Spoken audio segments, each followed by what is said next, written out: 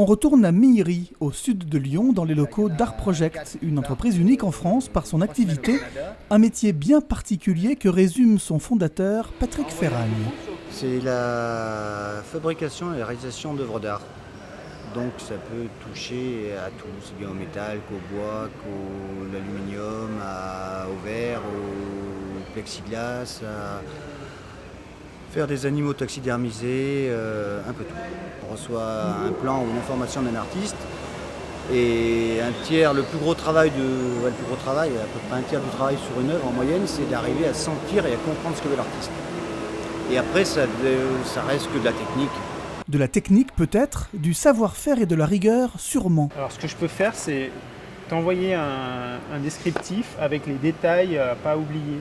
Chez Art Project, ce matin, un groupe d'habitants de Fontaine-sur-Saône vient découvrir les œuvres en construction du Gentil Garçon qui prendront bientôt place au bord de la rivière, sur la promenade de Fontaine, comme ces cordes nouées qui vont être moulées en aluminium. Il y a une série de 6 nœuds qui ont toutes des symboliques particulières, mais des symboliques qui diffèrent selon les cultures, selon les contextes. Donc c'est ce qui m'intéressait aussi, c'est qu'un même objet il soit associé à différentes choses. Et c'est toujours dans cette idée d'avoir une collection, là c'est une collection de formes, donc qui sont réalisées à la base avec une corde que j'ai fait faire pour avoir un certain diamètre.